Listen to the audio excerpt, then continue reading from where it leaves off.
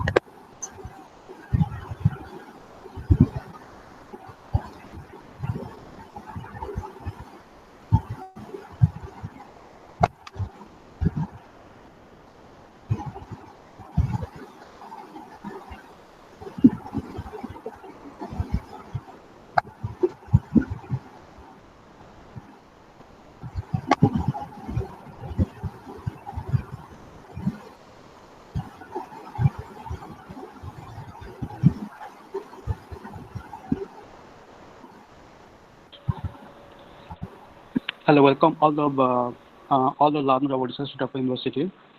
So today we are having with us Dr. Himanshu Shekhar Mishra, and today we'll be speaking on civil society and social movement in the Indian context.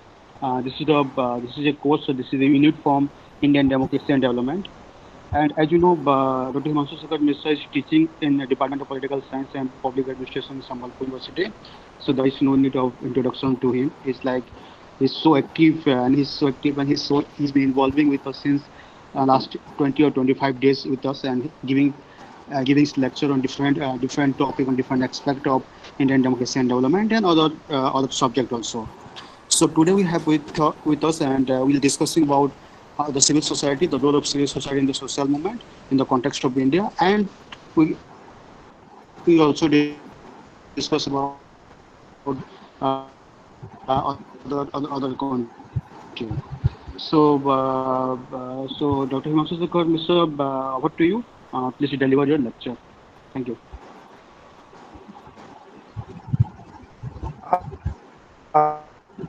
So Sir, thank you very much, Antaryami. hello, Today, hello, I will. Can you hello, hear me? Hello. Can you hear me? hello. Yes. Can you sir? Yes, Yes, sir, sir. you are audible. Can you hear me? Yes, sir. Continue. Uh, then it's okay. Let me start. तो mic Hello. Mic को सब Yes, sir. Continue, sir. Mic को mute कर दिया We can जाओ. hear you. Yes, sir. Yes, sir. Okay. Today, I'll be speaking on civil society and social movement.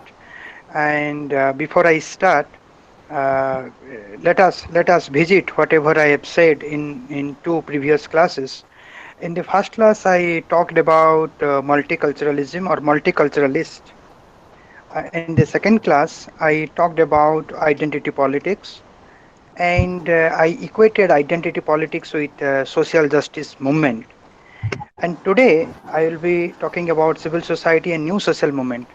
All these concepts are quite interlinked, and the interlink, the what is that interlocker? The interlocker is that all are talking about about the marginalized section, how to protect them, and almost all these are talking about okay, there are situations or possibilities where state can be consciously or unconsciously can be exploitative, and how to safeguard the freedom of minority or freedom of powerless people. So multiculturalism रे भी कही identity politics रे भी काली मु बहुत कथा कही last class, sorry, not Kali, last class. And today I'll be speaking on civil society and social movement. Uh, I'll be speaking that why civil society is necessary today. And second, what is civil society? How civil society is connected with social movement, and what are the different kinds of social movement? And I'll be speaking on two kinds of social movement. The one is by the Gandhian passive resistance as a mode of social movement, and then Chantal Mouffe, his concept of radical democracy, his concept of social movement. So let me start with the past, that why civil society or we need civil society today. Why civil society is necessary? Uh, to understand it, I think we need to understand the nature of our development strategy of India. That after the independence or in the post-independent period, if you look at the development strategy of India, then you will find that that the socio-economic problems, both urban and rural area, it is still persisting fast. Second, then you will find that the tribe or hilly tribe or hilly tribal people, they are being neglected. Then the third, uh, you know, the failure to solve the problems of poverty, illiteracy, and insecurities. So all these, three negative things you will find at the end if you analysis the development strategy of India. And what is wrong in this development strategy? And you at the end, most of the analysis, I mean, बहुत गुड़ा research है या ऊपरे, and most of the analysis at the end it blames the state. What is the problem with the state? Why they are blaming with the state? They found that it is because of the state-centric development approach. State-centric development approach, the real democratic participation of local community has been, precluded. Has been precluded. I mean, जोंटा हवा कथा सेटा हेई पारुनी. Everything is being decided from the top. माने आमे Jonty आमे development activity करबा पई चाहूचु, सही जगहटा हमरो लोकल कम्युनिटी को बिलोंग करूची. आमे तांकरी जगह को केणुचे आ तांकरी जगह रे ही आमे डी इंडस्ट्रियलाइजेशन आमे we develop industrialization, but then we are not taking them into account. Local communities are not being included, whose living space has been used as the site of developmental activity.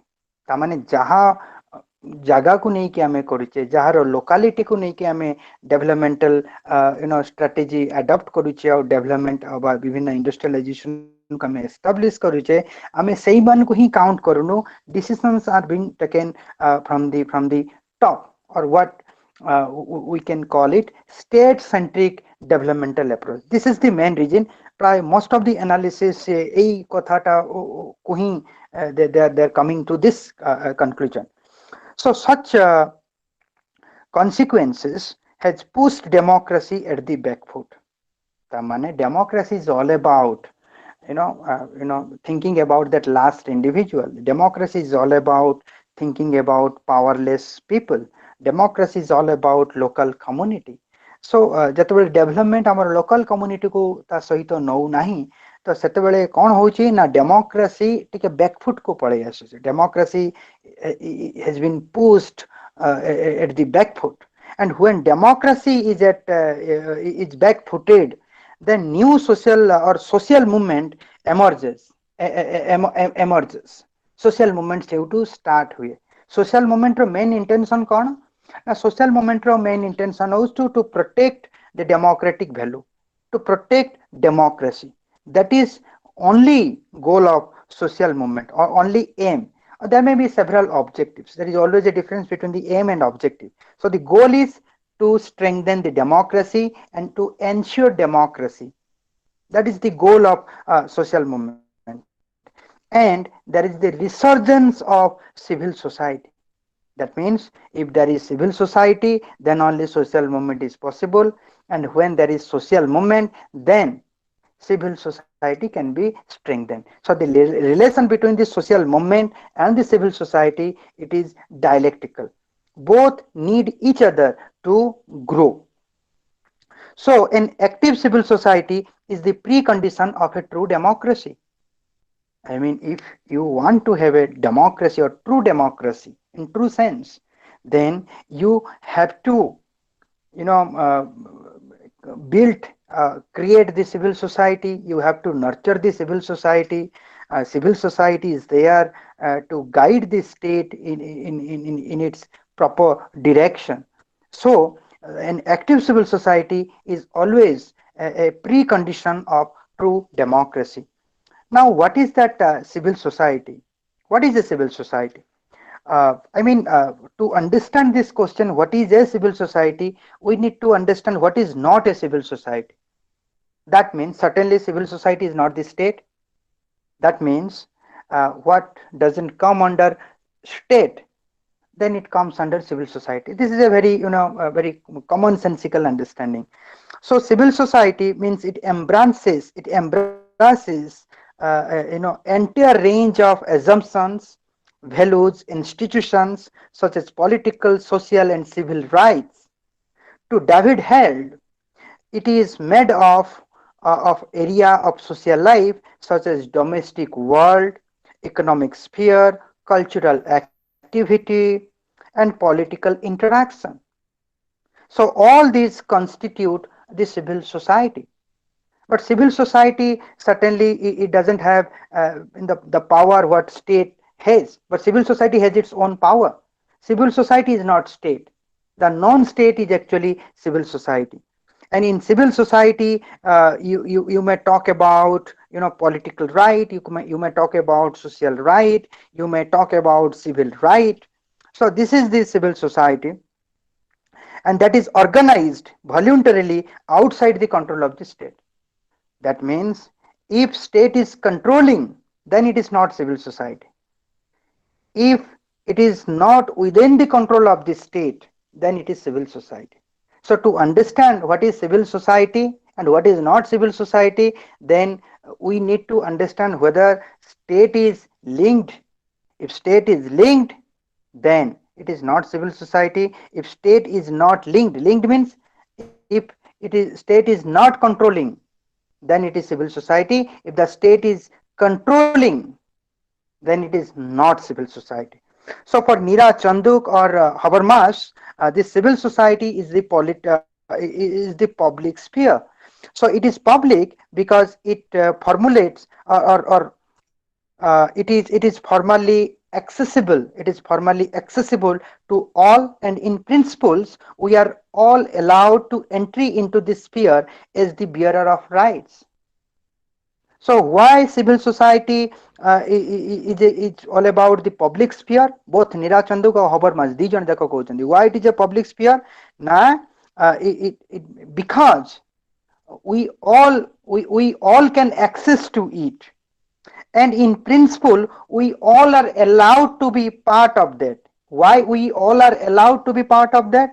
What is that minimum qualification? That minimum qualification to be part of civil society is that you must be a bearer of rights. ତେଣୁ we all are bearer of rights. Even the aliens, they are having civil rights. Even the alien means the person who is not a citizen, the person who is not having the political right.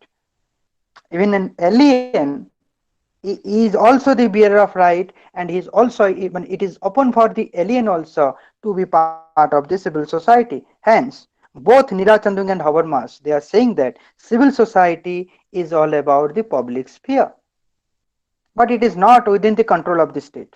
The state cannot make rules for its functioning, for its structure. So liberals and Marxists views public sphere differently. That means if civil society is all about the public sphere, then does public sphere same thing for all? Certainly not. I mean, if you ask the nature of, or meaning, nature, and scope of public sphere to liberals, they will give a different answer. And if you ask the same question to Marxist, and they will give a different answer to it.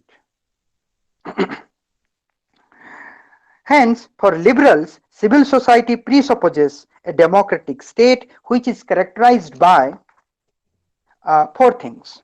Liberals ମାନଙ୍କୁ ଯେତେବେଳେ ଆମେ ପଚାରୁଛେ କି ଏ public ସ୍ପିୟରଟା କ'ଣ, ନା ସେମାନେ କହୁଛନ୍ତି a public sphere presupposes a democratic state and which is characterized by four things. First, accountability of the state. Second, limited government. Third, responsiveness of spontaneous life. Responsiveness of to spontaneous life. And the fourth, interaction of civil society. So what is accountability of the state? The state is legally responsible. Accountable means legal responsibility is accountable. That means you can sue the state, and the state can also sue you. You can go again, you can knock at the door of our court, or you can knock at the door of our court against the state, and the state can also knock at the door against you also. That is accountability of the state. Then limited government. Limited government means that maximum governance, minimum government.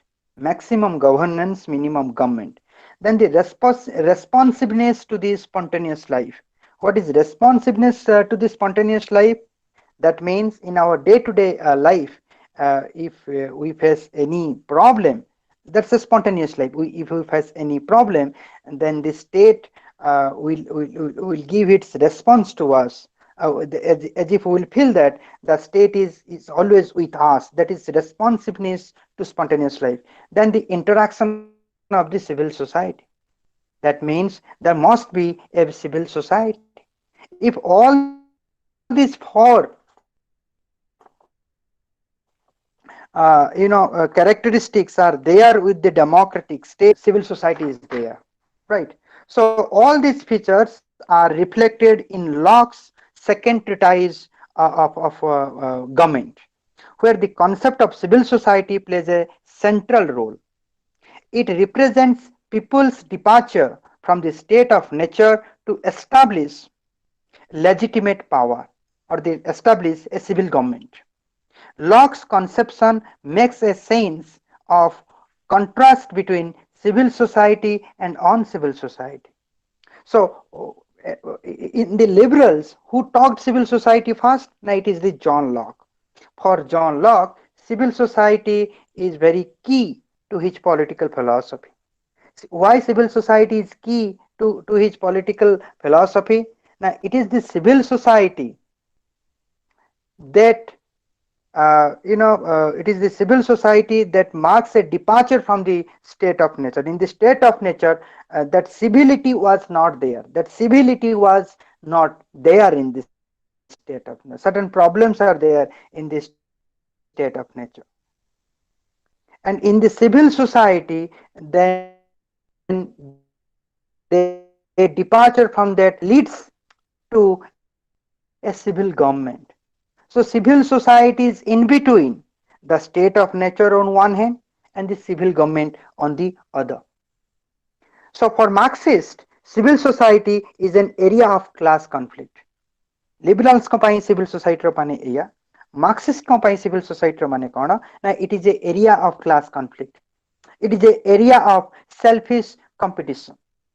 It is a area of exploitation, where the state acts to protect the interest of owning class. For them, state is independent of society, and society provides the base on which stood the superstructure. Hence, society represents economy and superstructure represents the state. तो Marxist माने कौन कहउचंती ना civil society होचे गुटे कौन civil society it is all about class conflict. What happens in a society, what happens in a feudal society, what happens in a slavery society. So civil society माने गुटे slave society, civil society माने गुटे feudal society कौन there is haves there is have not. जो society रे तुम्हें पाइबो there is class conflict. जो society रे पाइबो individuals are competing with each other with their vested interest. जो society रे तुम्हें पाइबो there are exploitation from have side towards have not. So the state, in the Marxist understanding of civil society, the state protect the interest of owning class. So what the civil society or what is happening in the civil society, the state legitimizes it. That what is happening, that is right, that is correct. So for them, for Marxist, state is independent of society. That means state does not depend upon the society. State is independent and society provides the base on which the state stood. Here society means what? Society means economy. Economy is the base.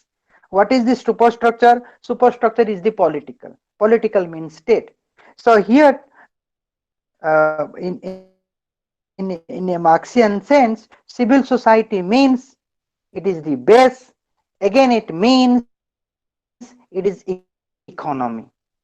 And what is the superstructure? Superstructure is political, and that political is state.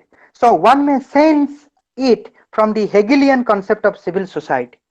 So for Hegel, civil society is an expression for an individualist and atomist atmosphere of middle class commercial society in which relationships are external, governed by the unseen hand of economic laws rather than by the self-conscious will of persons.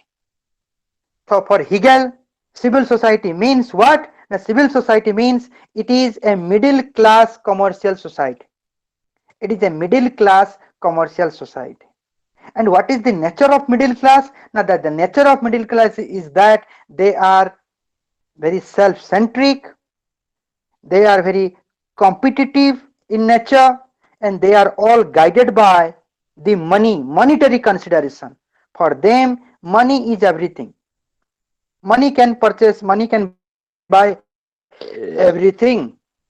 They are just different to Michael Sandel and his book, what money cannot. Individuals, they will perhaps they will say you that money can buy everything.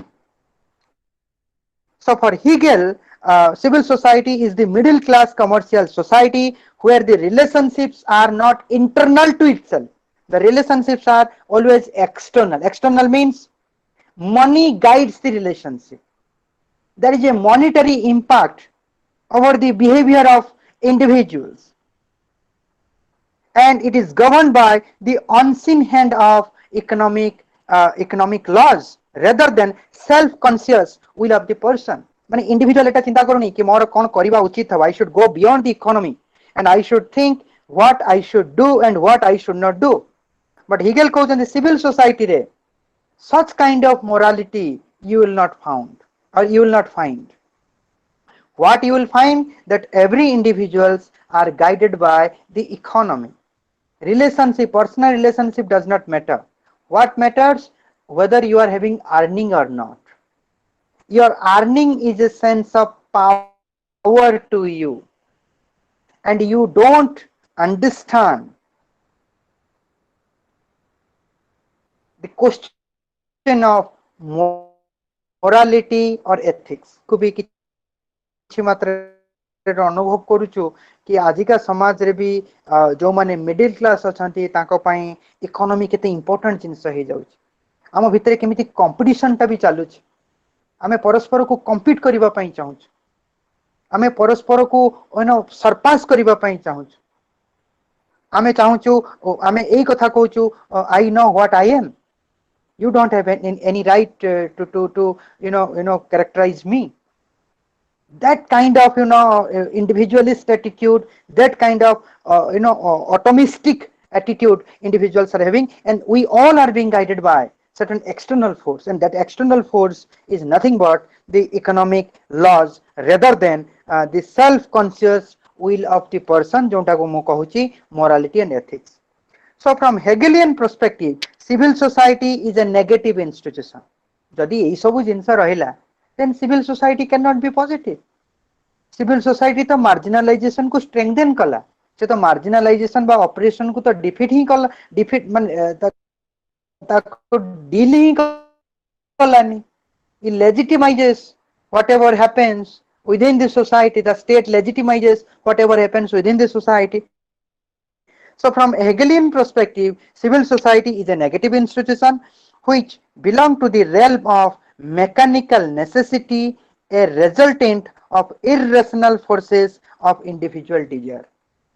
That means ଯେତେବେଳେ civil ସୋସାଇଟିରେ ethics ଆଉ morality ରହୁନି ତେବେ civil society ଗୋଟେ ଗୋଟେ mechanical ଟାଇପର ଆମକୁ ଲାଗୁଛି ଯେମିତି ଲାଗୁଛି ସ୍ୱାମୀ ସ୍ତ୍ରୀ ଭିତରେ ସମ୍ପର୍କଟା ମେକାନିକାଲ ହେଇଗଲାଣି ପିଲାମାନଙ୍କର ବାପା ମାଙ୍କ ସହିତ ସମ୍ପର୍କଟା ମେକାନିକାଲ ହେଇଗଲାଣି सोसाइटी माने सोसाइटी और स्टेट भितर संपर्कटा भी गोटे प्रकार मेकानिकल हो गलानी जमती कि लगुची आमर गोटे वेस्टेड इंटरेस्ट अछि सेथि पई हम we are related the husband is having vested interest the wife is having vested interest that's why से माने पाखा पाखी आसकी रहउछंती वेस्टेड इंटरेस्ट सरी गला तो से माने परस्पर ठारू दूरे की पळै गले टीचर और स्टूडेंट भितर भी हमें सही प्रकार रे जिंस देखुचो जोटा आगुरु ई सब जिंस नथिला टीचर स्टूडेंट भितर गोटे वेरी वेरी सॉलिड रिलेशनशिप थिला जोटा कि आमे देख परिबा विभिन्न हमर प्लेटो और अरिस्टोटल को भितर आमे से संपर्क देख परिबा आमे प्लेटो सोक्रेटिस भितर से संपर्क देख परिबा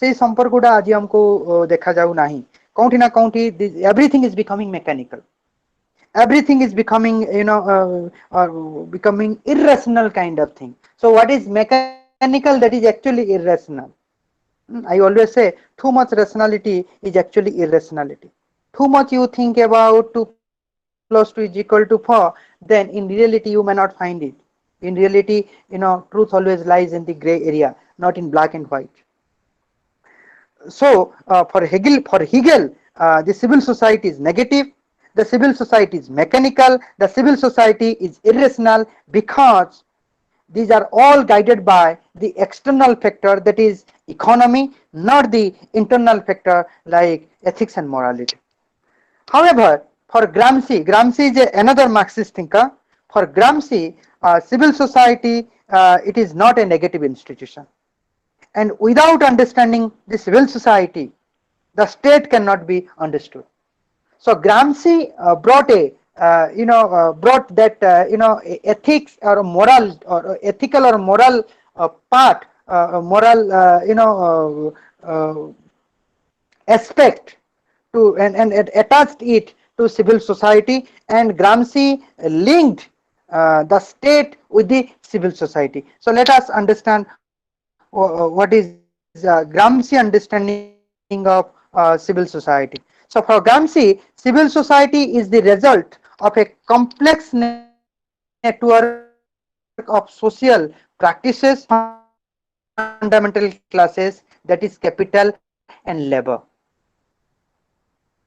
so for Gramsci is always above the binary Gramsci always thinks in terms of dialectics for Gramsci the capital and labor and the relation between the capital and labor are not mutually exclusive to each other rather than they are mutually inclusive how it is inclusive that without labor the capital is of no use and without capital you cannot capitalize the labor to capitalize the labor you need capital and to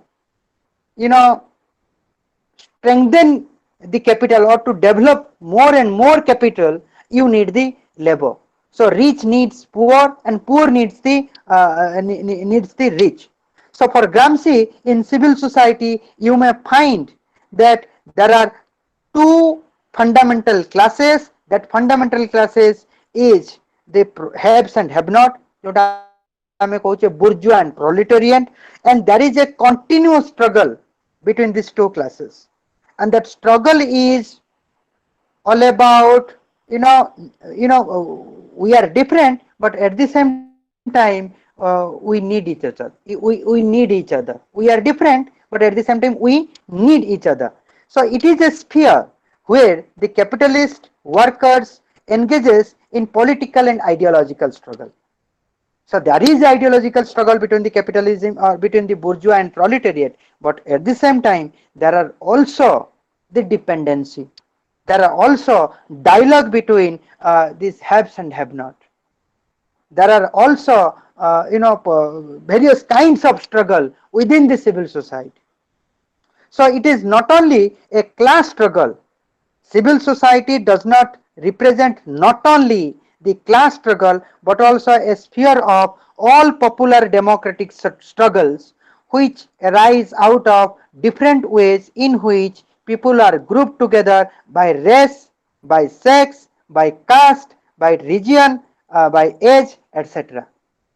तामाने civil society रे केवल माने class को नहीं कि गोटे प्रकार struggle होनी haves और हैव नॉट भितरे सिविल सोसाइटी रे एनवायरनमेंट को नहीं कि भी एजिटेशन होची सिविल सोसाइटी रे जेंडर को नहीं कि भी एजिटेशन होची जोंडा फेमिनिज्म हमें कथा कहूचे फेमिनिज्म कथा कहूचे सिविल सोसाइटी रे हमें कास्ट एक्सप्लॉयटेशन टाको भी हमें रेज करूचे सिविल सोसाइटी रे हमें रीजनल डिस्क्रिमिनेशन बा रीजनल इम्बैलेंसेस ताकू भी हमें डिस्क्राइब करूचे बा डिस्कशन करूचे आउ सिविल सोसाइटी रे हमर जो ओल्ड एज को प्रति जो गोटे प्रकार डिस्क्रिमिनेशन होची age discrimination on the basis of age रे बुढ़ा लोक माने भी आसीबे एज रे छोट छोट पिला माने भी आसीबे से कथा भी हमें सिविल सोसाइटी रे रेज करि परिबा केना सिविल सोसाइटी केवल क्लास स्ट्रगल को रिप्रेजेंट करूनी civil society popular democratic struggle को रिप्रेजेंट करूची एनवायरनमेंट जो environmentalist अछंती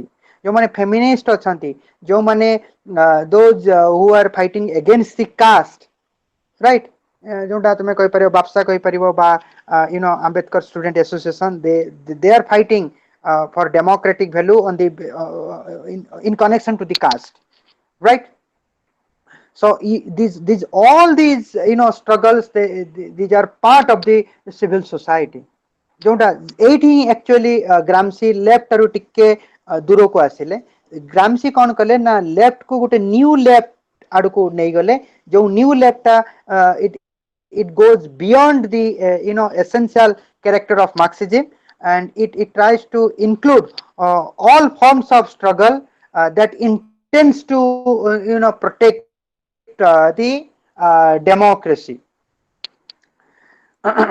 Hence civil society for Gramsci is a ethical moral society. Civil society for Gramsci is an ethical and moral society because it is based on consent building not on coercion.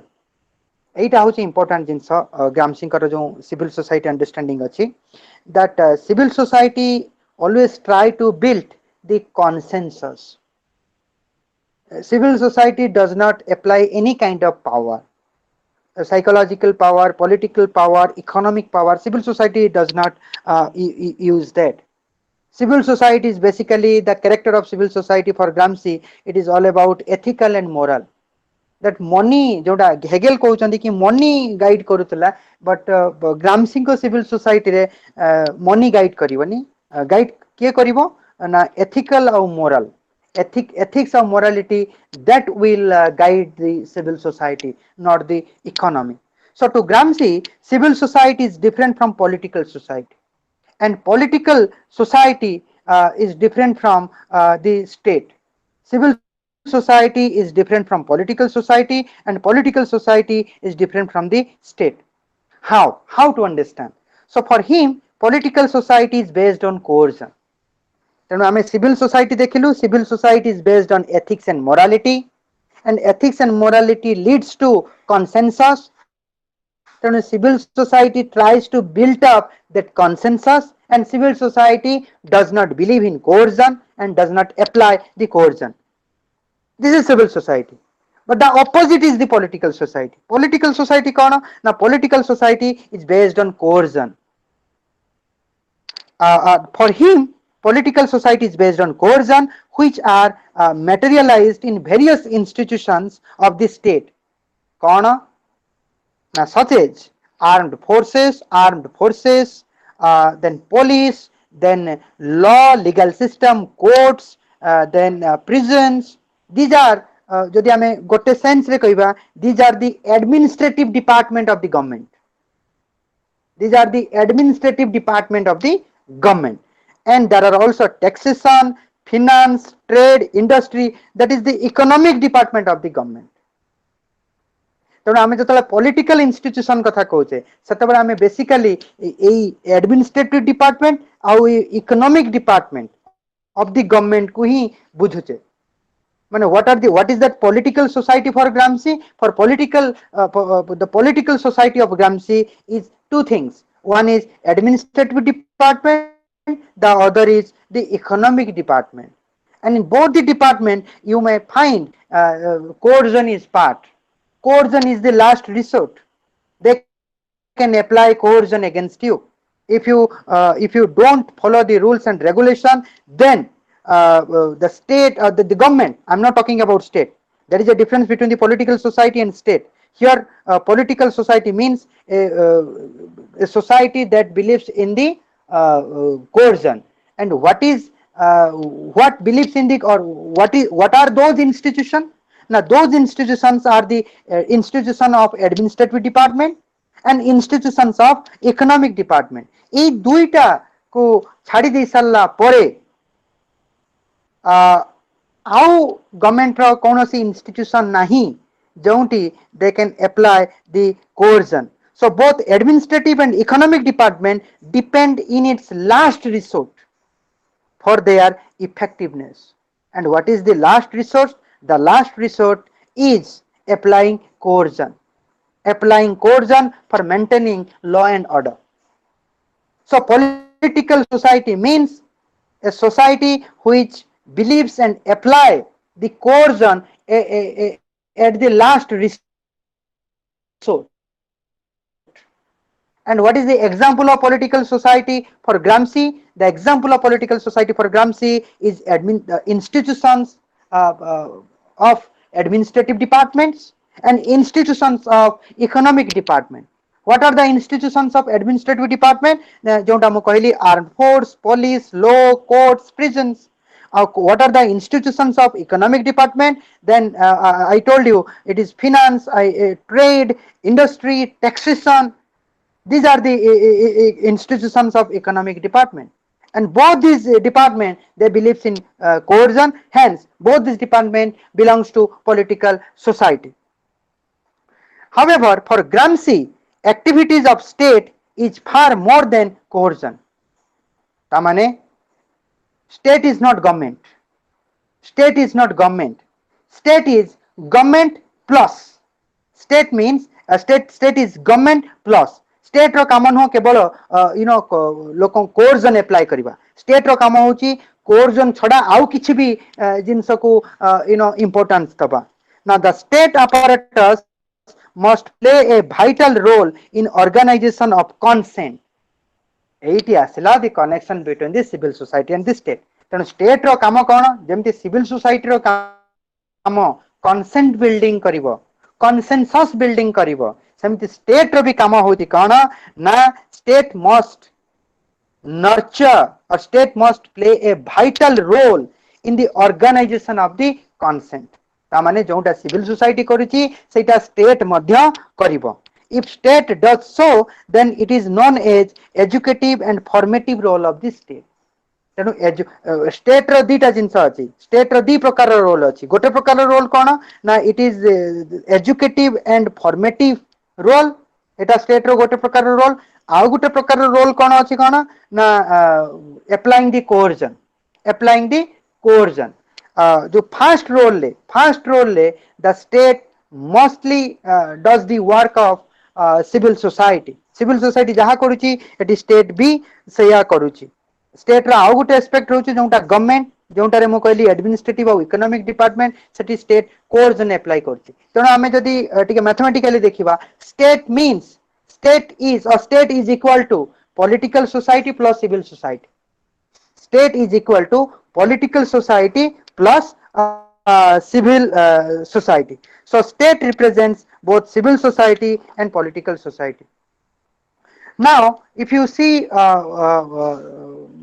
the Locke's political philosophy and Gramscian political philosophy, then you will find there are certain commonalities. What is that commonalities? Now civil society is not a uncivil society, rather than civil society is a moral and ethical society. जोटा lock context रे कौन थिला ना state of nature टा गुटे uncivil society थिला से माने state of nature को छाड़ी की सिविल सोसाइटी रे जॉइन करले तेना लॉक कहउचंती there is a departure from uncivil society to civil society Gramsci भी सही कथा कहउचंती माने Gramsci is negating Hegel Gramsci कहउचंती civil society is not negative, rather than civil society is positive. Civil society does not believe in coercion. A civil society has a moral and ethical aspect to attach to it, on which state stands. And both of them कहउचंती कोन ना once the civil society strong हैला तेबे जाई कि state ता आसी परिबो बा state ता strong हे परिबो ताको आ गुटे माने इन अदर वर्ड्स हम कोन कहि परिबा ना if the state wants itself to be deeply rooted, or if the state wants to be strong, then it has to create the civil society, it has to nurture the civil society. It is in fact the civil society which strengthen the state. So for both Locke and Gramsci, without civil society, state cannot be imagined. One important lesson that Gramsci tells us that civil society is not anti-state. एटा गुटे गुटे गुटे प्रकार रो आजिका तुमे जदि atmosphere को आमे जदि देखिबो आमे एई जिंसटा को पाइबो that if you are not anti state then you are not part of the civil society. I'm repeating, if you are not anti-state, then you are not part of the civil society. People will think that you are the agent of the state. If you are speaking something for the state, then there is a there is a blame that you are the agent of the state and you cannot be the part of the civil society.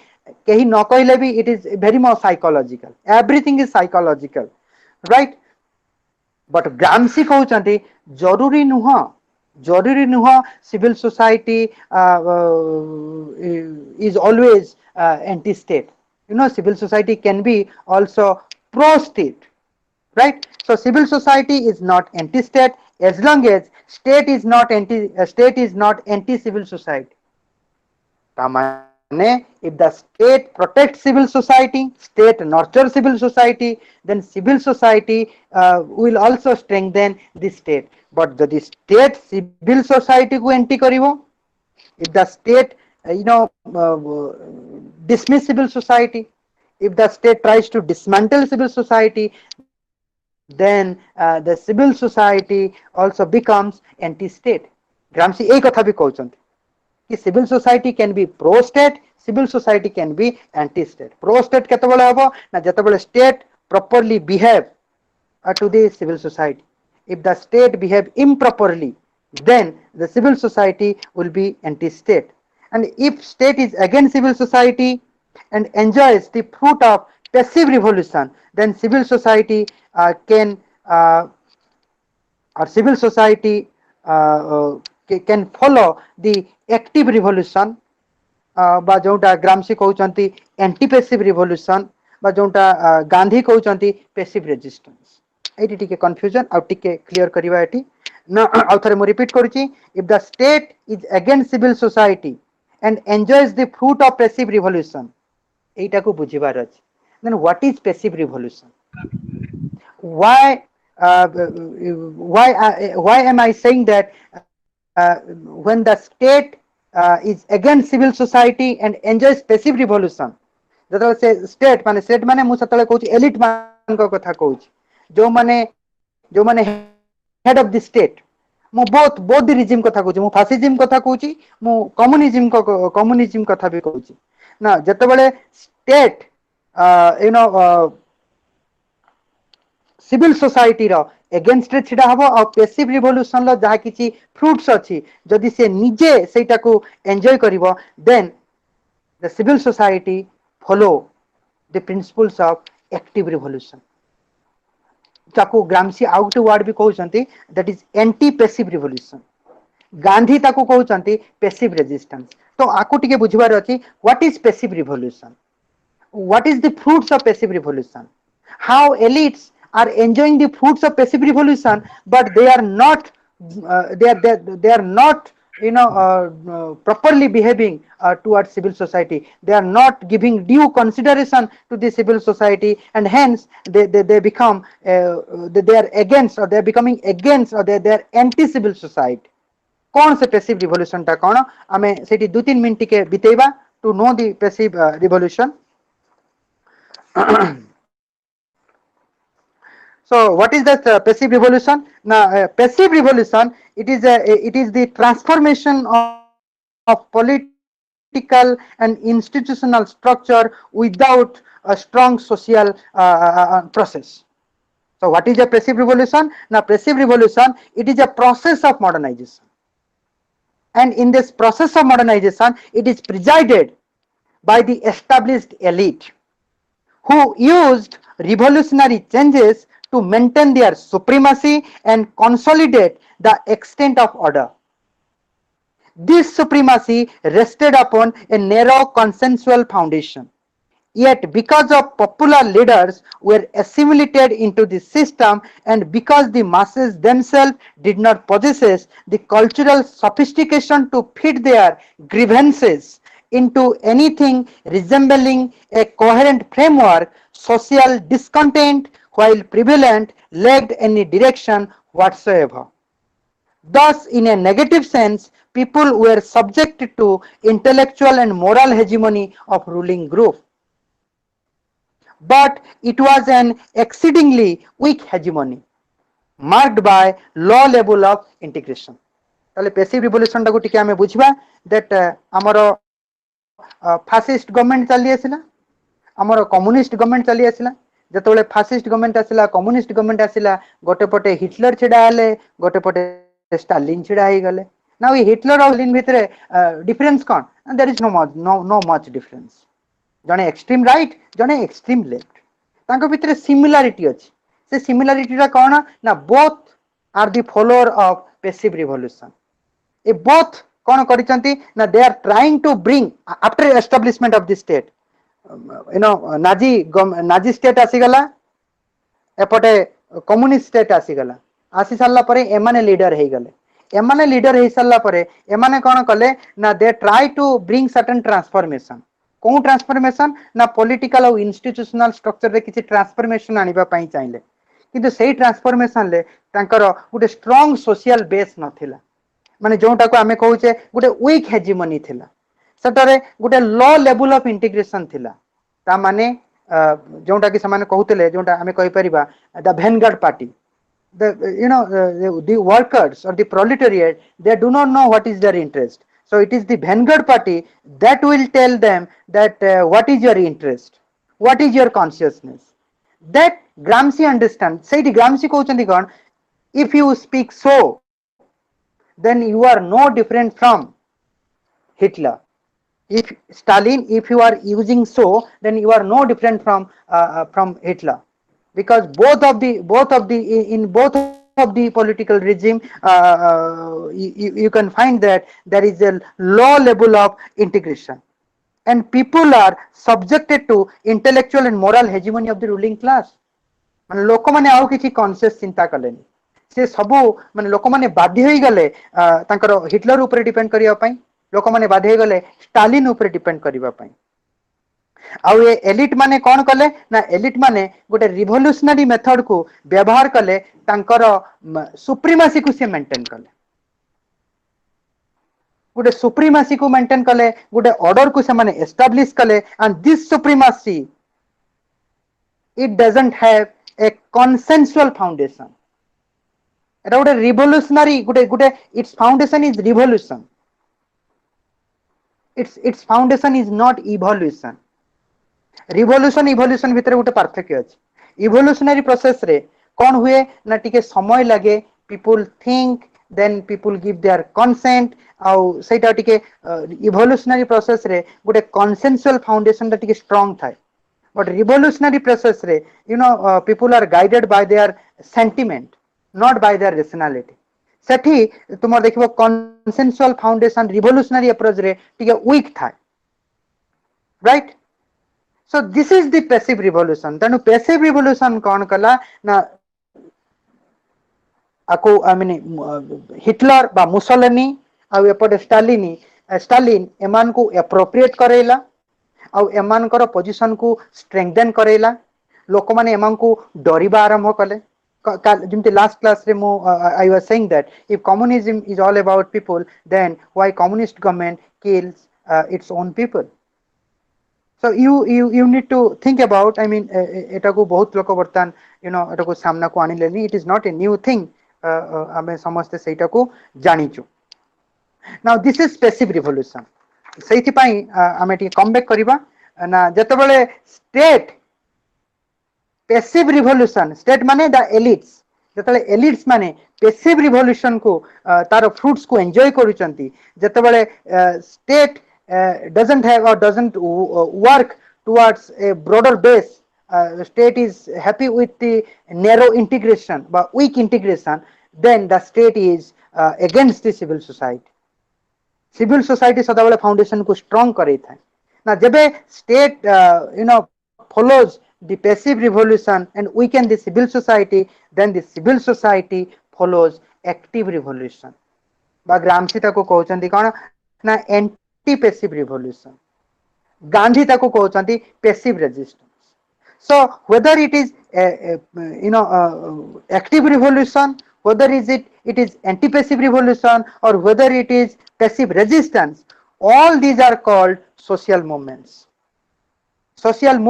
they are doing a movements and what is the goal of social movement the goal of social movement is to make the base of democracy very strong very deeply rooted whenever there are certain undemocratic things happens then the social movements play a very greater role आमे कहि परिबा जेमती they are the vanguard of democracy I mean they are the they guard the democracy they are the guarding check करूचंती social movements always check whether democracy the principles of democracy is getting violated or not सदा बेले सेटा को से check करूची now all these are called the social movement which is not possible without civil society माने जदि civil society नहीं तबे social movements करी हबनी आ जदि social movements hay पारुची then civil society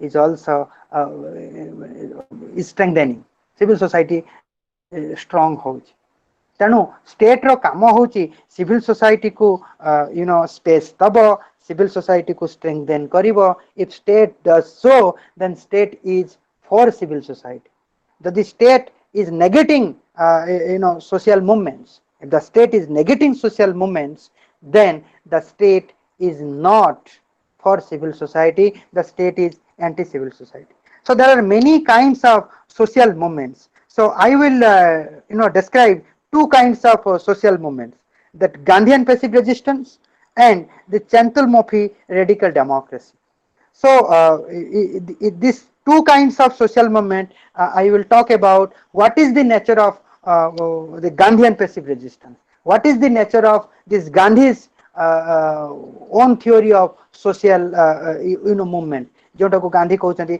passive resistance now for Gandhi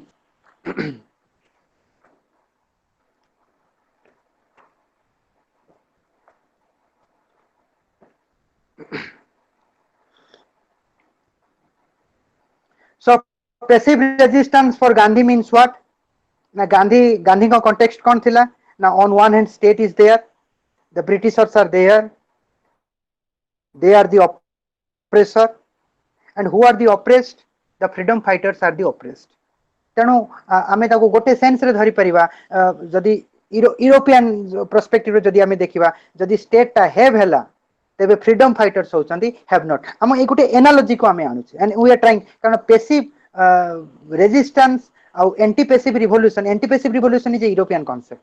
Passive resistance is a Indian concept. But there is a resemblance. ତେଣୁ ଆମକୁ ଗୋଟେ ଏନାଲୋଜି ଆଣିବା ପାଇଁ ପଡିବ। ତେଣୁ ଆମେ ଦେଖୁଛେ ବ୍ରିଟିଶର ଅପ୍ରେସିଂ state power ତାଙ୍କ ପାଖରେ ଅଛି ଆଉ ଆଙ୍କ ପାଖରେ the freedom fighters, they are the oppressed, they are the helpless individual, and they don't have their own freedom. In such situation, Gandhi adopted the passive resistance.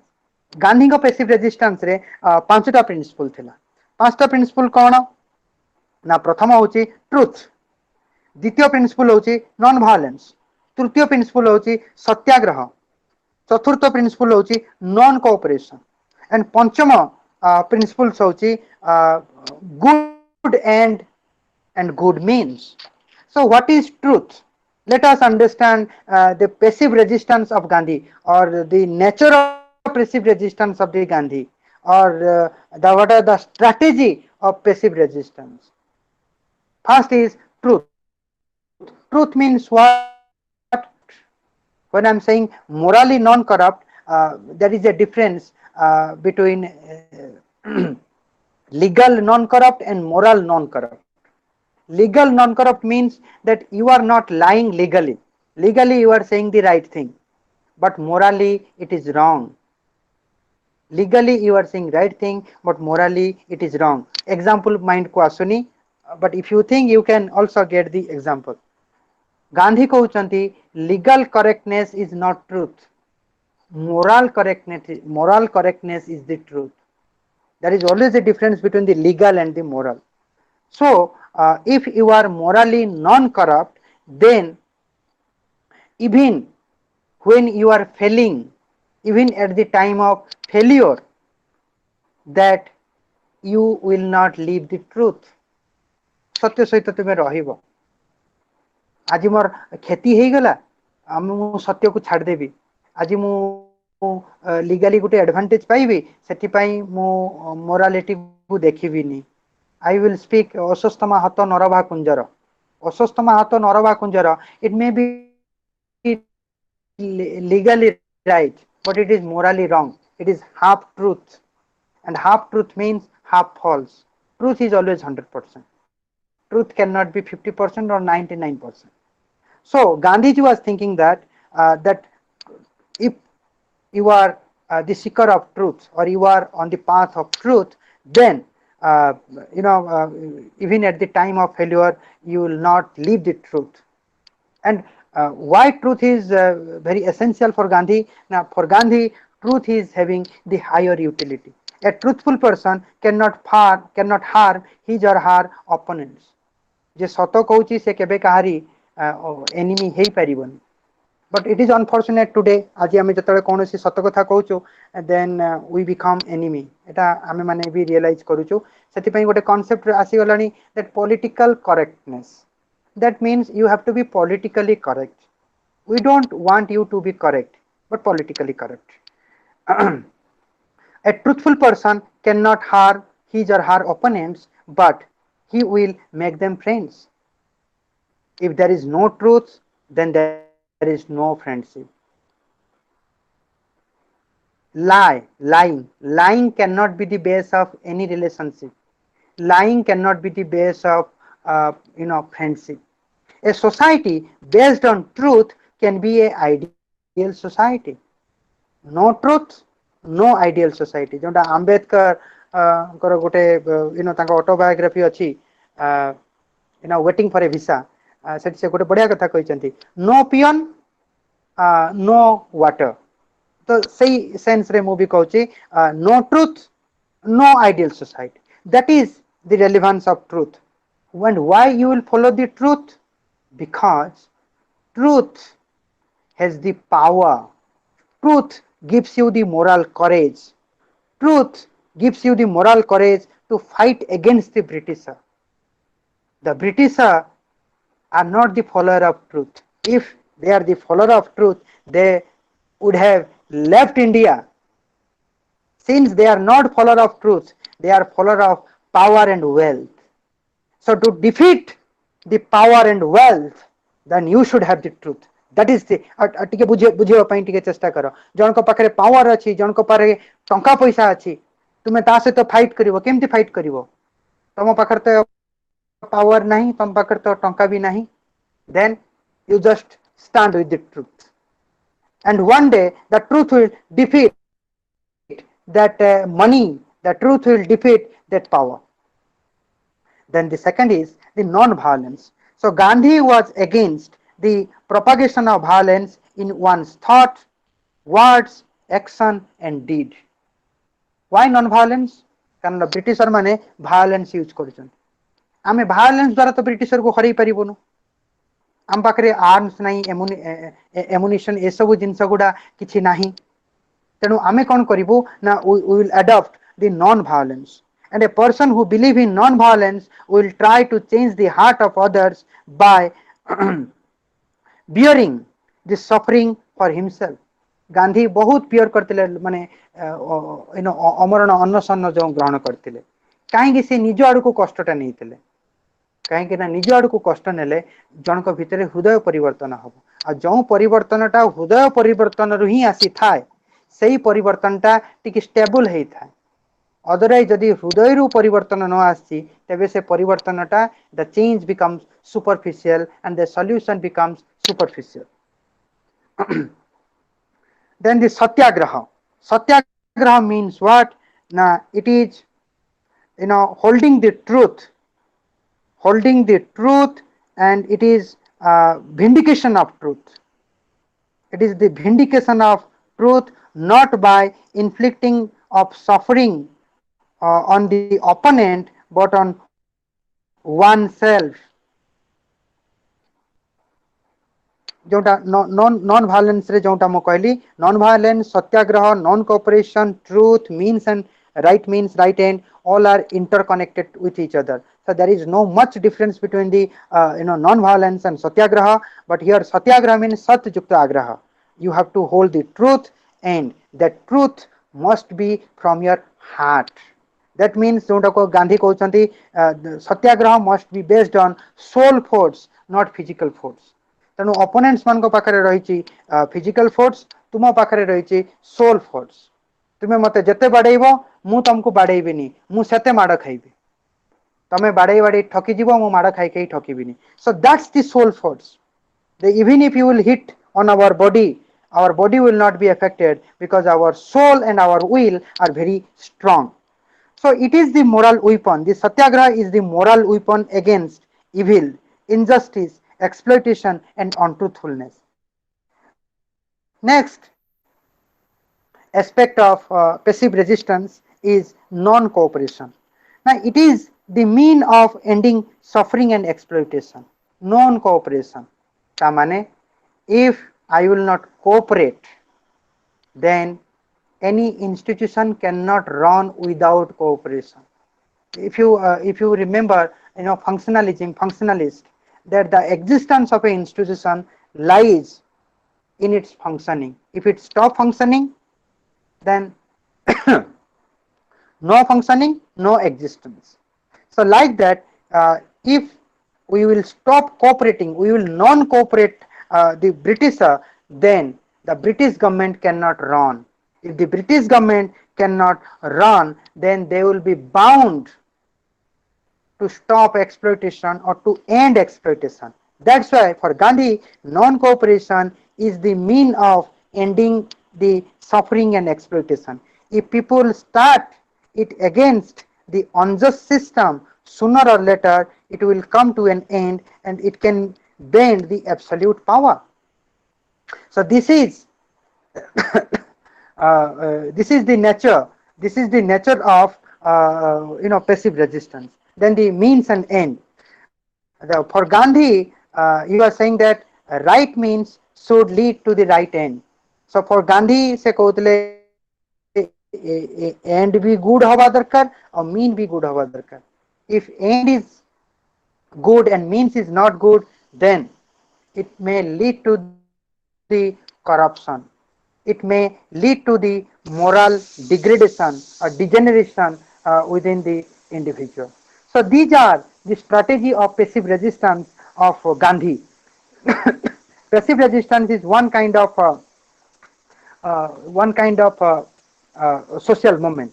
Then the other social movement, what I am interested to discuss with you, that is Chental-Murphy radical democracy, right? For Chental-Murphy, the radicalization of democracy resistance goes beyond the opposition to a particular kind of domination, to the opposition to the whole structure of domination. That this needs a discursively constructed resistance, right? टिके बुझिनबा Chental-Murphy तांकर जो radical democracy अच्छी से radical democracy रे से एक कथा कहउचंती. I will read. These are very important points I have prepared, but I mean Odia रे टिके सेटा को बुझिनबा. Radical democracy, how radical democracy is a kind of social movement. Now Chental-Murphy, now it attacks the foundationalist approach of liberalism and essential character of Marxism. What is the foundationalist nature of liberalism? Consensus can be possible. And now here Chental-Murphy is saying that now consensus ta possible nuha.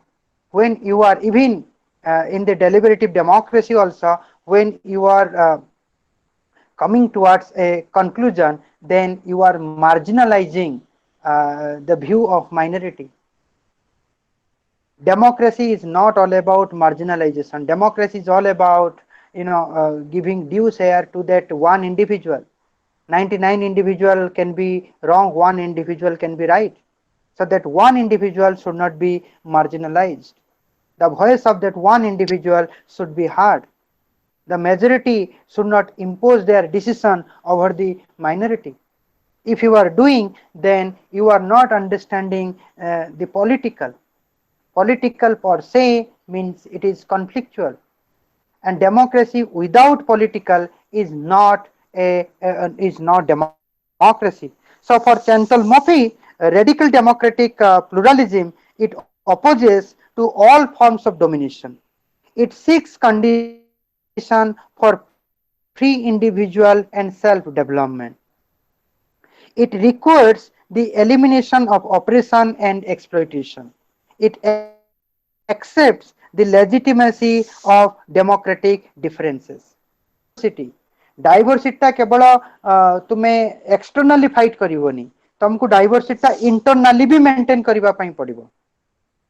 तमे कहबो कि नाही मु तम थारु अलगा, किंतु तम भितरे जो डिफरेंसेस गुडा अछि, are you addressing that differences, or you are just imposing your homogeneity on those differences?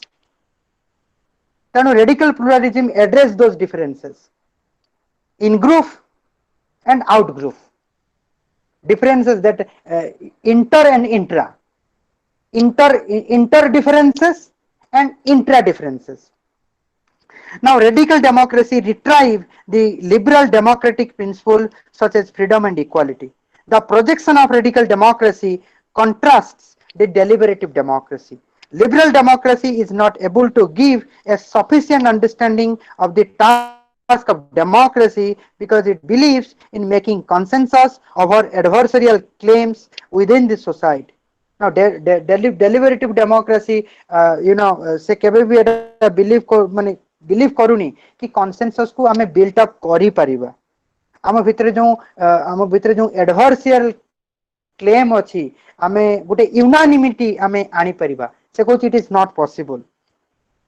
Deliberative democracy attempts to avoid the tension between the democracy and liberalism. Ati democracy माने कौन? Democracy means taking decision. Liberalism means protecting the liberty of individual. Now if you protect liberty of all individual, then decision cannot be possible.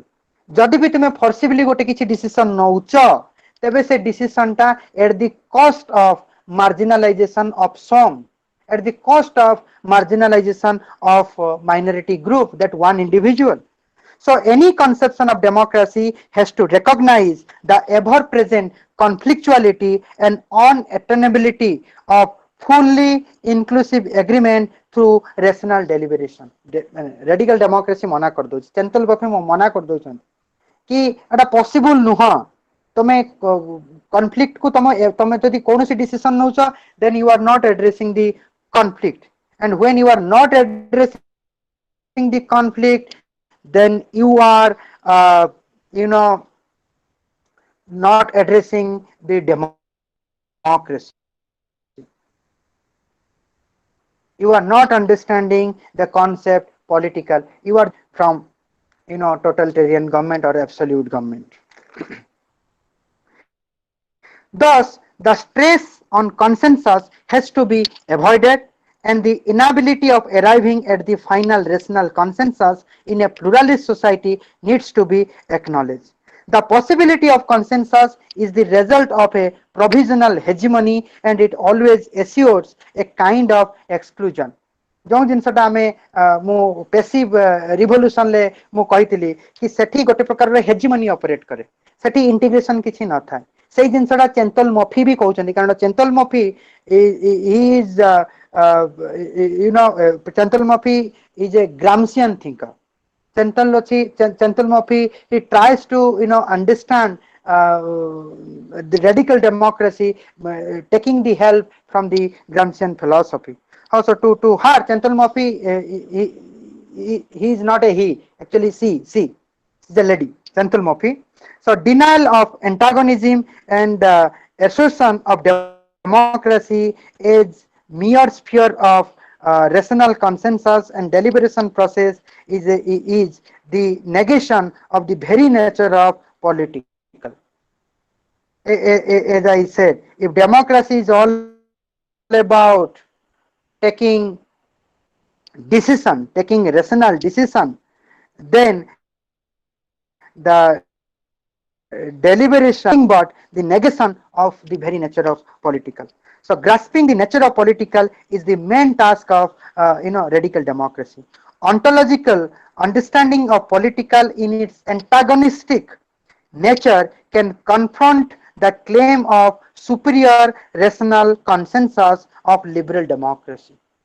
तेणु eighty चेंतल मफी जो liberal democracy deliberative democracy रो से कहते कनसेंसस is possible सेटा को रुथलेसली challenge करछंती से कहते जदि तुम्हें कनसेंस पाखरे पहुंचुच देन तुम्हें एक्चुअली डेमोक्रेटिक नुह तुम एटा को इंपोज करूछ तुम्हें तुम हेजिमनी को अन्य ऊपर इंपोज करूछ तुम्हें एंटागोनिज्म ह्यूमन बिहेवियर जो एंटागोनिस्टिक एटीट्यूड अछि से एंटागोनिस्टिक एटीट्यूड को तुम्हें बुझु ना.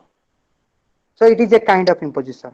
खाली चेंतल मफी लिबरल डेमोक्रेसी को अटैक करना थी. Even at the same time, Chantal Moffey provides for a new conception of left that goes beyond the essentialist as well as foundationalist characteristic of Marxism. Socialist democracy based on classical Marxism is unable to understand the meaning of new struggle and new movement.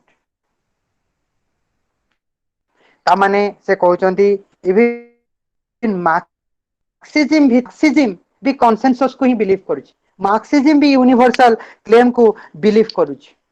Marxism भी political को बुझुनी. तेणु एठी liberal democracy भी बुझुनी.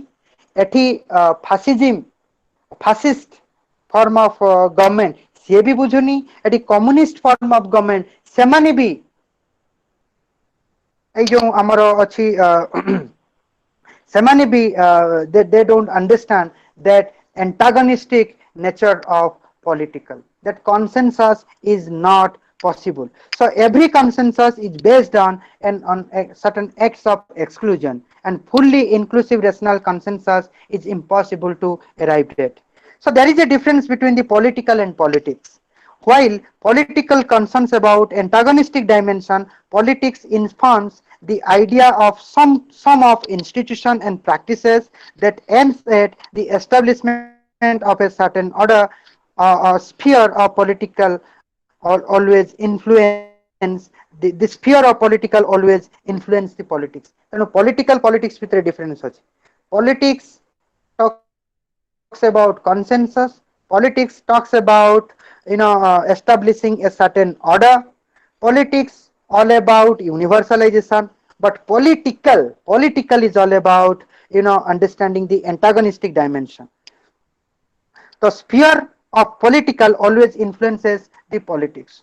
Tamane, if you want to establish a order, that order must not be based on the marginalization of that one individual or marginalization of some. So politics must be influenced by political. If you are avoiding the political, if you are not dealing with political, then you are not establishing the right politics. Negation of political leads to incapability of politics to confront different forms of exclusion and inclusion. ता माने हमर जो social movement हमें जदि से political aspect को deal न करिबा, then we may not arrive at the right politics. ता माने हमें हमर social movement को दुर्बल कर दबा. जोटा स्टेट करूची जो स्टेट गुटे जो होमोजिनिटी आणुची आम ऊपर इंपोज करूची जदि सोशल मूवमेंट भी सही प्रकार रो होमोजिनिटी तार इंटरनल स्ट्रक्चर रे अडॉप्ट करे तेबे social movement while fight that social movement is making itself very weak. तामाने पैसिव रेजिस्टेंस वीक हे जिवो, एंटी पैसिव रिवोल्यूशन वीक हे जिवो, एक्टिव रिवोल्यूशन वीक हे जिवो. केतेबेले एक्टिव रिवोल्यूशन स्ट्रांग हबो ना only when you address the question of political while dealing with politics. The myth of coercion free dialogue has to be abandoned. तामाने जे आमे जो कहूचे कि we can avoid coercion, we can build up consensus, we can have a free dialogue, we can deliberate. Now it is not possible. It is not at all possible to have a coercion free dialogue. Hence this concept this concept of consensus by both Marxist and liberal has to be abandoned. So there is a requirement of alternative approach which would acknowledge that power is constitutive of every relation within the society. ता माने हमको there is a requirement of alternative approach. से alternative approach ता कौन आवा ना it will acknowledge, से alternative approach acknowledge करिवो कि power is the constitutive of every relationship within society. Society row प्रतिटी sphere रे power अछि. अब प्रत्येक पावर को हमको एड्रेस करबा पई पड़िबो. हमको स्टेट पावर को बेसी गुरुत्व देबा, अन्य सब पावर को हमें गुरुत्व देबानी, सेटा रेडिकल डेमोक्रेसी मना करछि.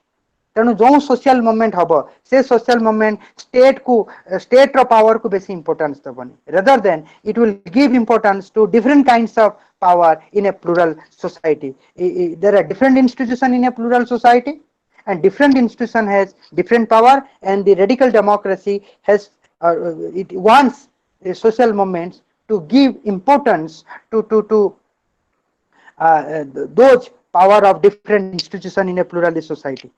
The Marxist concept of a materialist history and the notion of communist society as harmonious is not capable of grasping the nature of political. That is a clearly mentioned करछि. Marxists have felt Marx. Radical democracy चंतन मफी कहउछनी कोन ना Marxist has failed Marx. सही sense रे हमें कहि परिबा टिके जदि चिंता करके भाबिबो अंबेडकर has failed ना Ambedkarite has failed Ambedkar. Gandhian has failed Gandhi. Now we need to evaluate all these statements. I may be wrong. Maybe you all have passed Marxist has passed Marx, Ambedkarite has passed Ambedkar, Gandhian has passed Gandhi, but are we? What is the rate of our success? Have we achieved something? What Ambedkar has dreamed, what Gandhi has dreamed, what Marx has dreamed? So Chantal Moffett clearly कहउछंती Marxist has failed Marx by saying a permanent eradicability of the antagonism. No, antagonism is not possible. Antagonism will be there. In fact, in the communist society, presence of antagonism does not play a significant role. तामाने एटी से कहूची even communist society रे भी से माने antagonism को suppress कर दोछन, डाइवर्सिटी को सप्रेस कर दोछन. लिबरल डेमोक्रेसी रे कंसेंसस ना रे डाइवर्सिटी को सप्रेस कर जाउची. फासिज्म ना रे डाइवर्सिटी को सप्रेस करा जाउची. जोंटी डाइवर्सिटी को सप्रेस करा जाउची, जोंटी एंटागोनिज्म ऑपोजिशन को सप्रेस करा जाउची, सेठी डेमोक्रेसी पॉसिबल नो. कहीं डेमोक्रेसी पॉसिबल न ना सेठी स्टेट जहाँ काम करुची सेठी सिविल सोसाइटी सही काम करुची सेठी मल्टीकल्चरलिस्ट सही काम करुचंदी सेठी सेकुलरिस्ट सही काम करुची सेठी सोशल मूवमेंट भी सही काम करुची कोठी ना कोठी we are just mere image to each other तेणु जदि स्टेट रो नेचर जहाँ मल्टीकल्चरलिस्ट social justice party identity politics party then civil society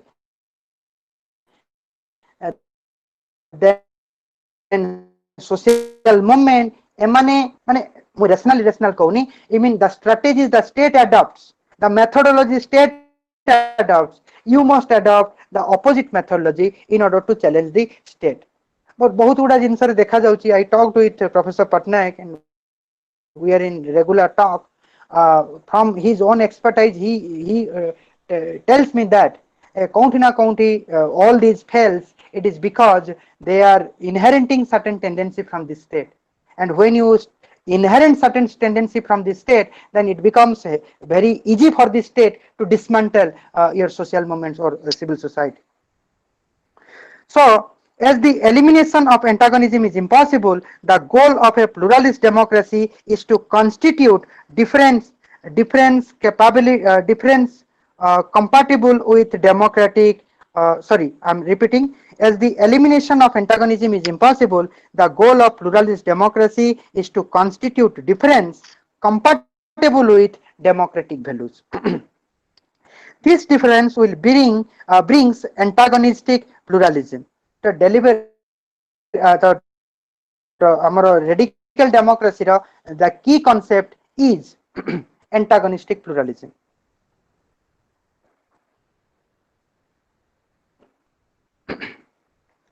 Which conceive an articulation of us and them in a way that they no longer perceive as enemy of mutual destruction but competing adversarial parties. The category adversary informs the presence of groups fighting against each other but not negating the legitimacy of opponent. One cannot combat with others' idea, but others' right to defend their ideas has to prevail. This confrontation of adversary is the base of vibrant democracy. तामाने से कौन कहूची we are not enemy, we are adversary. I may not agree with you, but you have every right to put your point, and I have every right to disagree with you. Now, this is if this things happen that we are not enemy. Minority is not the enemy of majority. Majority is not the enemy of minority. If such thing will happen, then you are making our democracy vibrant. This is the radical democracy. To radicalize the notion of pluralism, denouncement of rationalism, universalism, individualism becomes unavoidable. तामाने मु जहा कहूछु ठीक अन्य जने पूरा भूल कहूछि सेटा को avoid करिया पई पड़िबो मे बी अन्य जने जहा कहूछि मु जहा कहूछि ता भितरे गुटे सिमिलारिटी अछि आमे जदि डिपर सेंस को जिबा से सिमिलारिटी आमे पाइबा तेणु आमे जो गुटे यूनिवर्सल क्लेम कर दउचे लेफ्ट कहूछि मु ठीक राइट कहूछि मु ठीक कांग्रेस कहूछि मु ठीक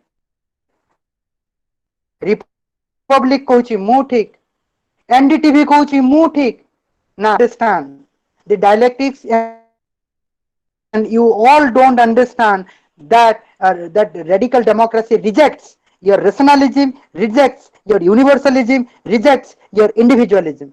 If you reject, then only you can find in each other. Then only social movement can be successful fighting against oppression done by the state. So thank you very much.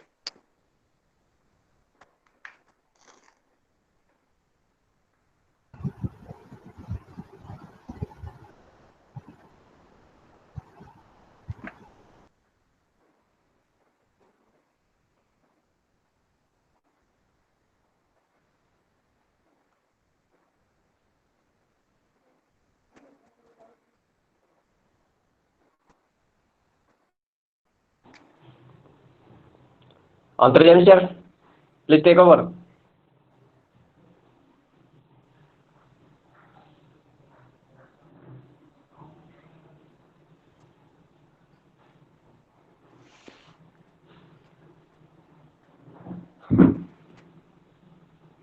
अंतर्जामी sir.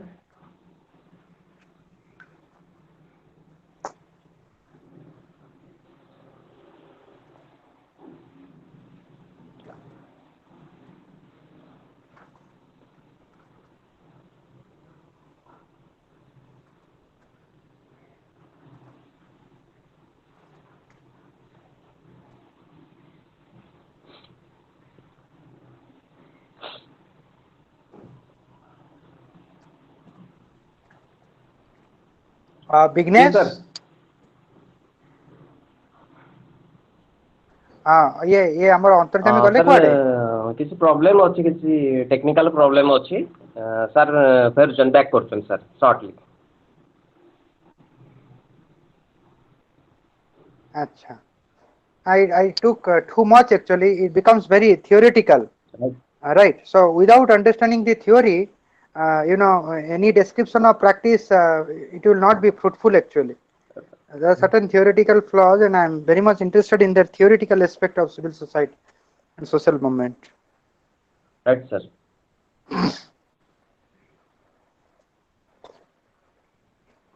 So if there are any question, I can take 4 or 5 questions.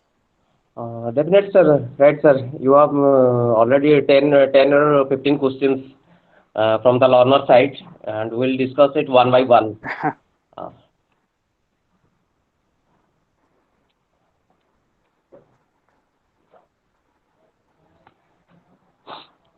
Yes. Okay, sir. The first question is, what is the relationship between civil society and welfare state? A question from Baby Roy. And it's okay. Don't mention the name of Right, that sir. candidate. You just repeat the question. I am writing the question. What is the relationship between? All right, all right. Okay, sir. What Okay, is sir. Answer, Hello. sir. Take over. Hello. Yes, Hello. sir. Yes, sir. You are audible. yes. Yes, yes. Hello, Dr. Himanshu Sakal Mr. Sir. Okay, okay. Yes. Now I'm joining with the meeting because there are some technical problem with my internet. So thank you so much, Dr. Himanshu Sakal Mr. Sir. You have well elaborated the concept of civil society and social movement. You defined civil society and social movement categorically. You also touch upon the Marxist approach on civil society, particularly GWF Hegel concept of civil society and the Gramsci concept of civil society. You also talk about the how social movement and how civil society is interlinked with each other. Like they have separate thing, but still the relevance of civil society to contextualize the social movement is so relevant in the contemporary time. Particularly, you give the example of Gandhian approach of Gandhian approach to deal with the the social movement, Specializations. particularly on its four principles like truth, non-violence, satyagraha, and passive resistance, truth, non-violence, satyagraha, and non-cooperation. So this, I think this type of True. concept, or this type of idea, will provide a broader sense to the student of political science to think and critically think upon the role of civil society in the context of social movement. Now we can take some questions, sir. So I'm reading the question, and you can write Yes. it, or you can answer one by one. No problem. No, The I first am question is, writing. I am writing the it is question. really good. So you bit slow. You bit slow. Yes. What is the relationship between? All right, sir, no problem. Civil Yes. society and welfare state. The second question is, can a business, can Huh. businesses, business organizations can be called as civil society?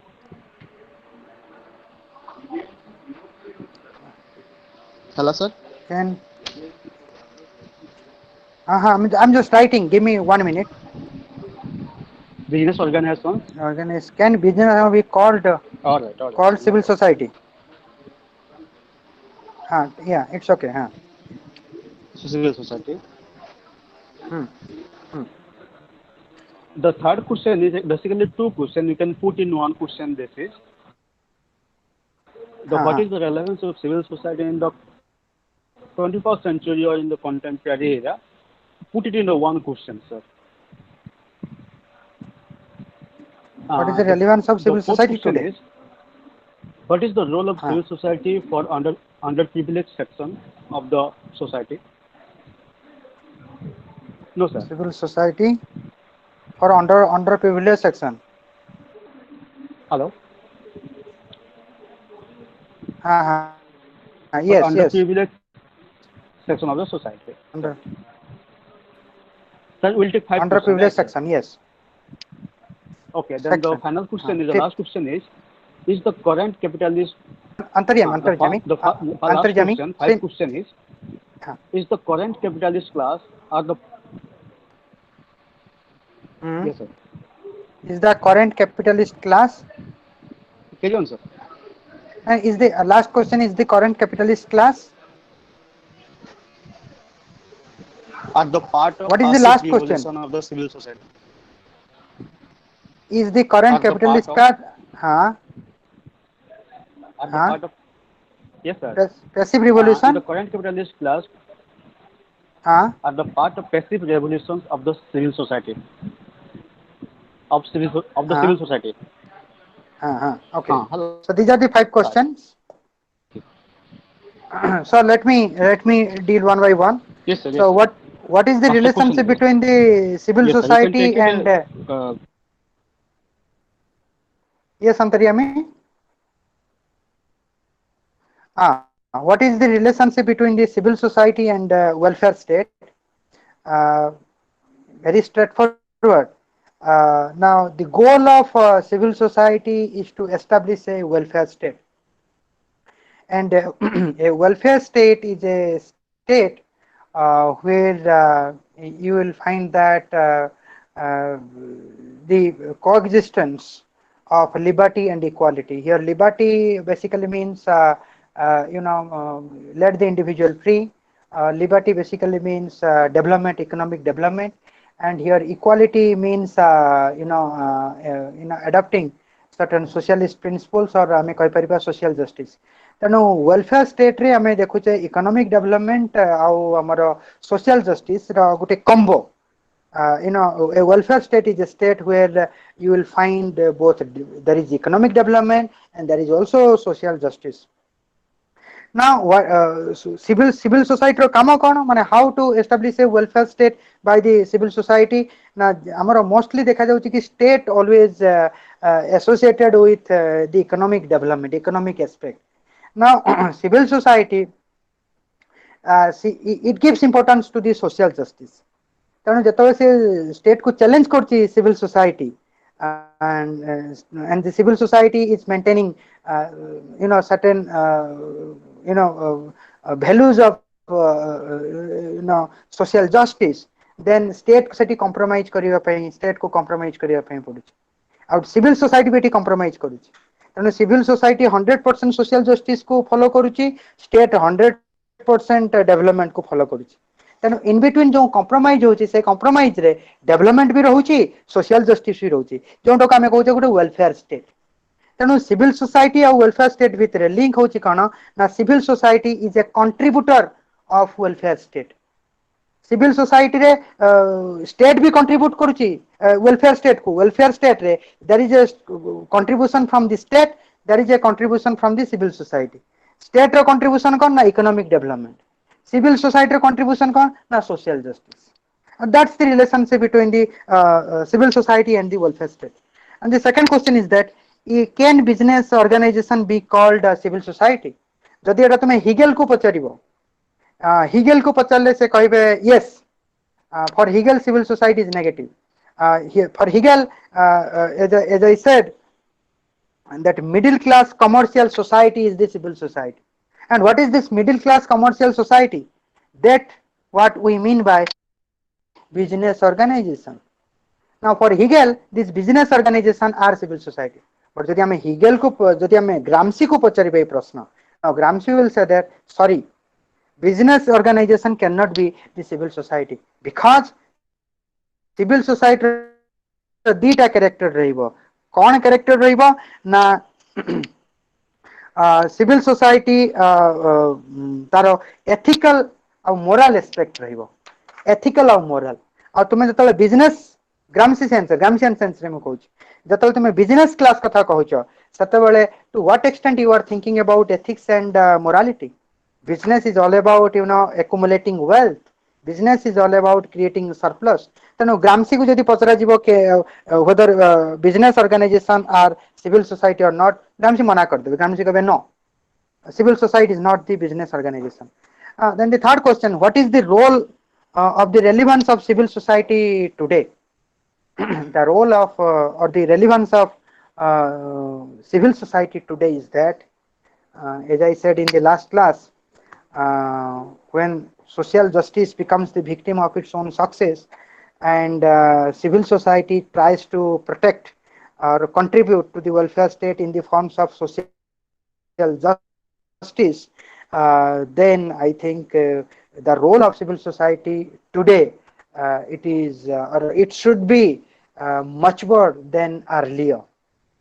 I mean आज आमे multiple problems गुड़ा देखुचे जदि आमे चेंतल मफिर radical democracy को मने पकेबा तबे आमे देखुचे गोटे प्रकार रो एंटागोनिज्म डेवलप करूची गोटे प्रकार रो एनिमिटी डेवलप करूची लोक निजको परस्पर को एक्सेप्ट करू नांती लोक माने गोटे प्रकार रो यूनिवर्सल क्लेम करूचंती राइट एटा चेंतल मफी कथा गुड़ा कहउचंती individuals they don't understand the nature of political hence they are actually going against democracy while protecting the democracy तेणु यही सिचुएशन ले मत लगुच सिविल सोसाइटी रो रेलिवेंस बा सिविल सोसाइटी रो लो रोल टिके लार्जर अच्छे सिविल सोसाइटी गोटे civil society will act like ice break act like a ice break civil society to should dismantle all kinds of essentialism what we have civil society should adopt a conflict resolution method civil society should understand what are the binaries civil society should go beyond the binary and civil society tries to think about the dialectical relationship to different extreme whether it is Gandhi or Ambedkar I mean Gandhi and Ambedkar both are not different there are also there are also certain commonalities so without that conflict cannot be solved then civil society relevance kaana civil society ei jinsa ta ko I mean pursue ta ko karibar achi mate laguchi ebe civil society ro role adhika achi माने जबे जबे crisis अधिका बढ़ुची सेबे सेबे civil society रो importance भी बढ़ुची आमे जदी वार और diplomacy metaphor रे कहबा ना when war begins diplomacy fail but when war begins diplomacy becomes the need no doubt civil society fail karichi civil society has failed and that's why such a situation has been arised but in such a situation it is the civil society that can offer the solution if you don't have civil society then problem ahuri aggravated ହେଇଯିବ ତେଣୁ civil society को तार निजर चेतना को जागृत करैबा पई पड़िबो और civil society dialogue और डिस्कशन माध्यम रे गोटे कथा को सॉल्व करैबा पई पड़िबो सिविल सोसाइटी को इकोनॉमी की देखिबा पई पड़िबो सिविल सोसाइटी को एथिक्स और मोरालिटी को भी देखिबा पई पड़िबो दीटा जिंस को देखिबा पई पड़िबो and the fourth question is that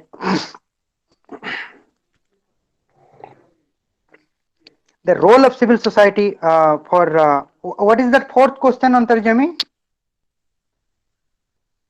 hello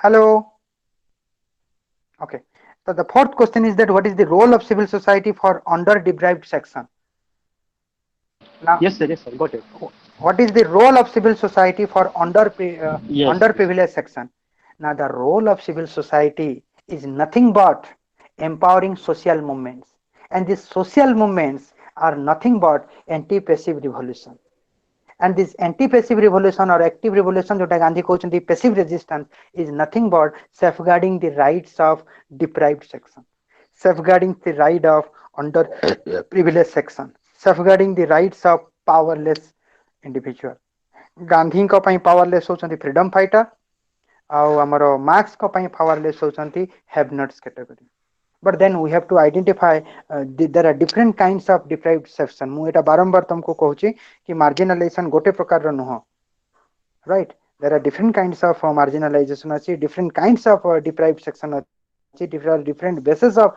different section अच्छी तेणु आमको आमर सिविल सोसाइटी केवल गोटे प्रकार डिफरेंट सेक्शन को डील न करिकी जदि से विभिन्न प्रकार डिफरेंट सेक्शन को आइडेंटिफाई करिवो आ तार प्रॉब्लम को डील करिवो देन मते लागुची civil society it will become a march of God on the earth जोंटा को मु कहूची यदा यदा इधर में से जोंटा अछि मते लागुची जदि सिविल सोसाइटी एही काम करि परिबो then civil society is the incarnation of lord Krishna on the earth तने सिविल सोसाइटी रो लार्जर काम अछि सिविल सोसाइटी मल्टीपल मार्जिनलाइजेशन को आइडेंटिफाई करबा ता प्रॉब्लम को एड्रेस करबा लोकों को पॉलिटिकल कांसेप्ट सहित आइडेंटिफाई करबा यदि ये सब काम करूची then I will say civil society जय हो.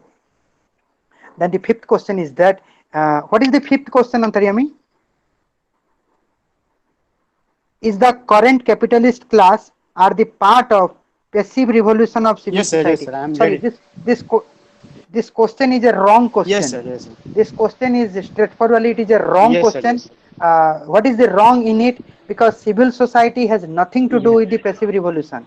Civil society is always against the passive revolution. Civil society is for active revolution. Civil society is for the passive resistance. So since this question is a wrong question, but let me is that is the current capitalist class are the part of passive revolution of civil society काटी देले correct question हबो of civil society कटा हबो that's सेटा आवश्यक नहीं से पार्टटा for me yes always the current capitalist system are the part of passive revolution the capitalist Stalin भी गोटे सेंस रे हमें एठी कैपिटलिज्म को अलगा सेंस रे बुझबार अछि इवन कम्युनिज्म रो स्टालिन से भी गोटे प्रकार रो कैपिटलिस्ट थिला से तार कैपिटल कोन थिला ना तार कैपिटल थिला पावर इन्फ्लुएंस तार कैपिटल थिला वैनगार्ड पार्टी कम्युनिस्ट तार कैपिटल कोन थिला ना he knows what is the conscious of proletariat class तेणु कैपिटल केवल मनी को बुझाइनी there are different meaning of capitals तेणु yes current capitalist class pai passive revolution ta they are always part of the passive revolution it is the passive revolution that make them elite right so thank you Antarjami. Okay, sir. Thank you so much, sir. Thank you, Dr. Thank you, Dr. Himanshu Shekhar Mishra, sir, for your like elaborate the concept broadly with clear vision, with clear idea to the student, to the learner. So, this is the time I would say to thank you particularly to give your time in this rain and everything in the last night. You told me in the morning that there is less chance of taking class for today's session, but finally you made it, and I am happy. And the university will like glad you finally made the class possible. So on behalf of Odisha State Open University, I would like to thank you and thank you for your time. Thank you for your idea. Thank you for your insightful thought to the concept of civil society and social movement.